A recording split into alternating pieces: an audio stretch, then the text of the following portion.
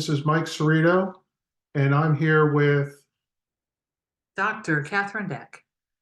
and this is a new episode of Transcending to Your Best Life. And Catherine, I heard you have a great topic today. Well, I thought it was pretty good to do during the season that we have now in December. So um, I find it interesting. Hopefully, our audience will. Oh, good. What is it going to be about? Faith in medicine. Okay, well, we don't often talk about that, do we? Nope, and physicians don't always talk about it either. So, in my practice of integrated sports medicine and in my personal practice of faith and sports and exercise, this really makes sense to me.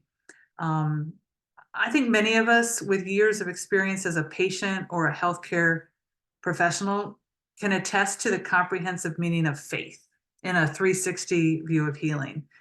With this end of the year holiday season, I was struck by the irony of what my patients are navigating in healthcare. Faith is generally seen as trust, while the religious or spiritual piece of faith is important and supplements our physical aspects of medical care.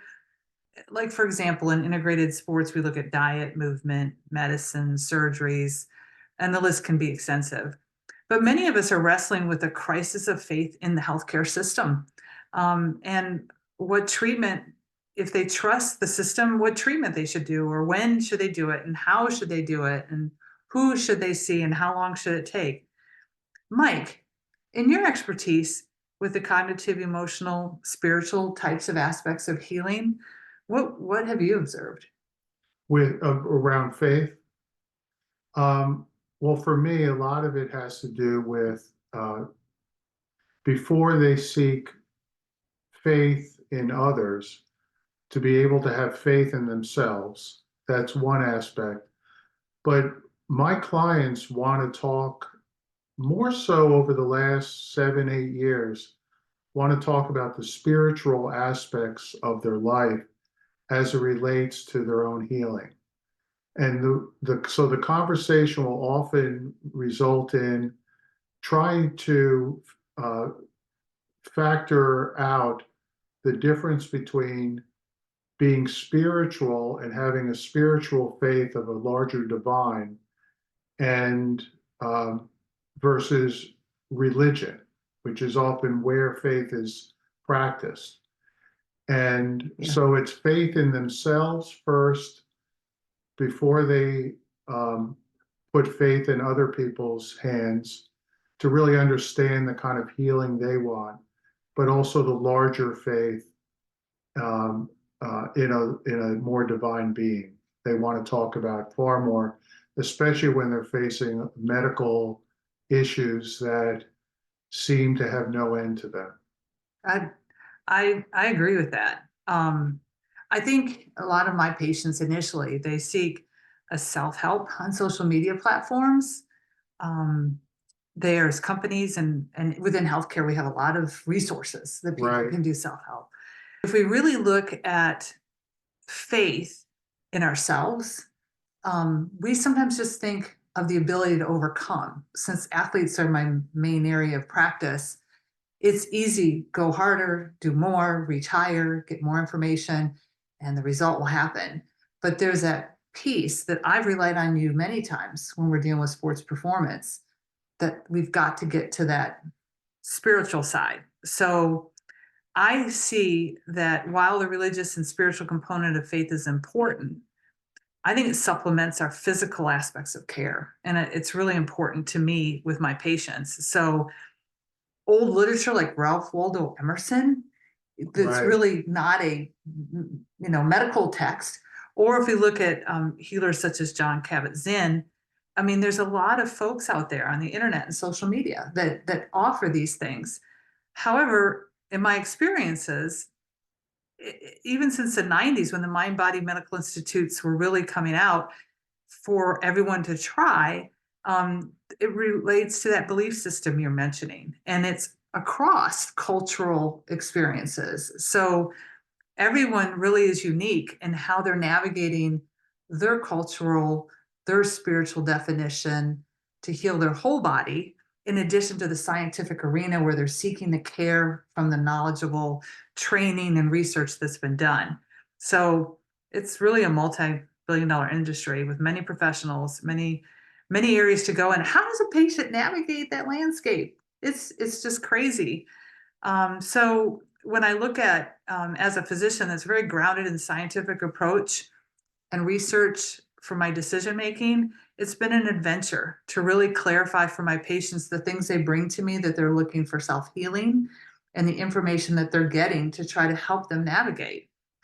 What have you advised patients, Mike, when they seek your advice on this whole navigation? Well, I want to share something, just a story that you and I have, that I've talked to you about in the past. And I've joked with you about this, but I do think it's something gets to the heart of what you're describing. I kid with you that it takes me 2 or 3 sessions with a client to see what you see in one session, because Interesting. you'll you will observe something, you'll refer them over to me, I'll have a couple of sessions with them, I'll call you up and I'll say, get your opinion of what you think is going on, and you describe the exact thing it took me 2 sessions to figure out. And I always joke with you that you're always a session ahead of me, okay? And but I'm kidding with that, but I think you see a lot of what you share with me is you see aspects of the patient that if you're just looking at them as components of anatomy, you will totally miss.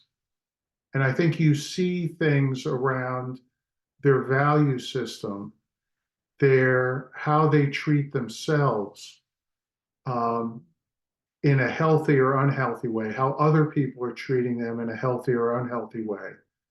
These are all driven by value systems you're observing and trying to evaluate whether that value system they have is going to help them heal or or get in their way of healing. So, so value systems is really not in my lingo as far as what I'm doing. I'm looking at that knee problem and seeing what's going on with the whole person. So it's interesting when you point out that there's this piece, this value systems, which gets into that cognitive mental piece that we healthcare physicians don't always have time to really explore.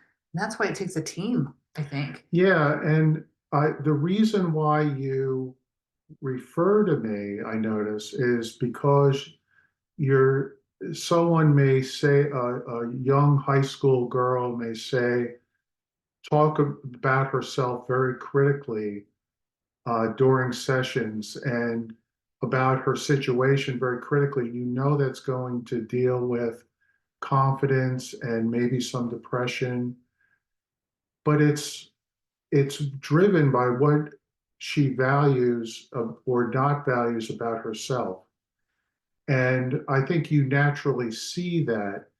And now, when you're dealing also with larger faith issues, um, I notice that if you pay close attention as a clinician, clients will speak a certain faith language with you. But you have, and they want to open the door to that, to having that discussion around their healing. And when I was doing a lot of work with um, patients with chemo brain, I logged a lot of hours discussing with them just their how they navigated their illness, a rigorous recovery, faith in the medical system, um, their family issues. And so much of that was built around, the discussions were built around putting their illness and their treatment in context to a bigger power. whether it be God or another spiritual element, going up a level and putting it into a bigger context of why am I being led here, um, can be very healing for them. I agree with that. I think if I said it in a way that I tange, makes it tangible for me as the Right. medical brain, um, we are spiritual beings in physical bodies, and we've done a great job in learning so much rigorous research methods of healing the physical side. And we are now more aware, I think, that we have to understand there's another part to our healing. And I think that really hit me when I see at the end of the year a lot of folks trying to get in for treatments. And even though their conditions may have been present a month or two before, it becomes critical as they want to start the new year with new plans and new training and new goals that they get seen. But on the other hand, I've also seen that in sports medicine specifically, we really focus on the physical and dysfunctions. It's measurable, it's researched. We can put our hands on it to help them transcend their illness or their performance issue to get where they are. And I think what I tell the folks that I train, like residents or fellows, or just in conversation with other integrated providers like you, we have to listen. And I do believe that you learn most of the information you need and what the diagnosis is if you really listen. And in our environment in healthcare, on the medical side, a lot of patients are complaining that they're not being listened to. And so I think some of my navigation in my practice is also helping them get the right words or the format that they need to address what they can't seem to get the answers for with these really caring providers that are out there, but they feel they haven't had the time to get the information expressed that they want to get the answers for. So um, I think I think that's really important in this podcast to make a point of is that there are so many wonderful healers out there, self-designated healers, but also professionals licensed and really with a breadth of experience. And that one answer or Dr. Googler is not enough for you to get to the next level. So when I think of it, I think some of the things I see, especially in sports, is it's hard to wait to heal. And there's a part of healing that I even hate. If I have an injury or an illness, I want it gone and I did everything right and I should be 100% perfect now. And that's something that is a cognitive piece that is hardwired that a lot of people I find have to work on as they're healing. So it really is this ability to take everything that they have, put it together, navigate the timing, the who, the when, but then also to realize is this experiential timeline piece that no one can say, this research study says it'll take you 6 weeks and then you'll be back to 100% competition. Everyone's different. Yes. So gratefully, medicine's gotten better in my mind. It's not as paternalistic as it was in the late 1980s when I was doing training. Right. It's gotten a lot better. I still think the amount of time medical professionals in the healthcare environment are given is limited. And with my practice, which is more is self-pay, I value that ability to have time to speak and listen and hear and navigate for a patient and help them get better. So I believe that there is not a loss in medicine, that I still trust it. And I want my patients to have faith in medicine on both aspects of the faith that we're speaking about. So as we wrap up this short podcast, I just want to state that healthcare and science really hasn't clearly roadmapped or algorithmed every symptom or condition that we experience as humans. There is a level of faith we have to have in the physician's knowledge or the healer that we seek, but there's our own self-awareness of what we can do that really has to be present for us to heal. I wanted to just segue a second that there is science out there for some of this quiet mind that we have learned and talked about more and more in social media platforms. My prior experience working with the medical program that's called the Mind Body Medicine Program that was started by Herbert Benson at Right. Harvard, um, really started doing research then and really looking at the neurophysiology of the brain and seeing the stress response that everyone's really aware of now and the fight or flight, but how that affects us physically and our physical symptoms and our physical systems change that physical systems that help us heal from a muscle tear or from a sprained ankle. There are pieces of stress that we know that people don't always contribute to a cognitive mindset or a physical or nutritional mindset. They're all part of the healing of that simple sprained ankle.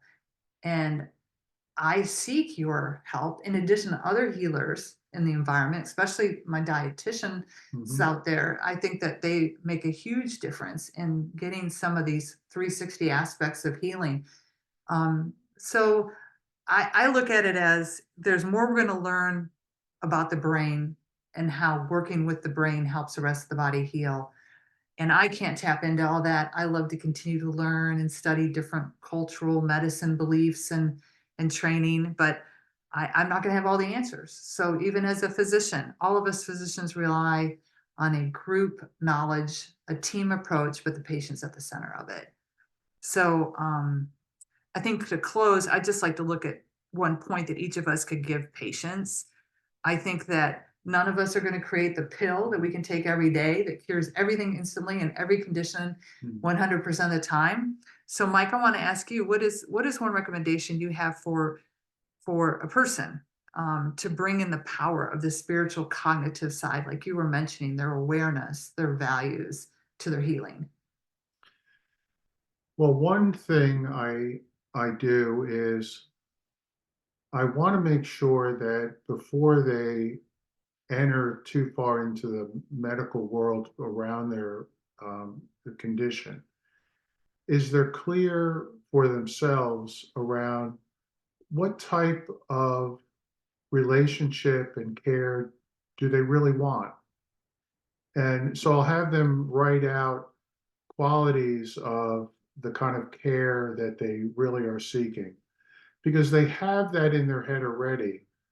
And because there are many people in any specialty, and it's really finding and creating a team for yourself that really matches as close as possible what you need in being cared for.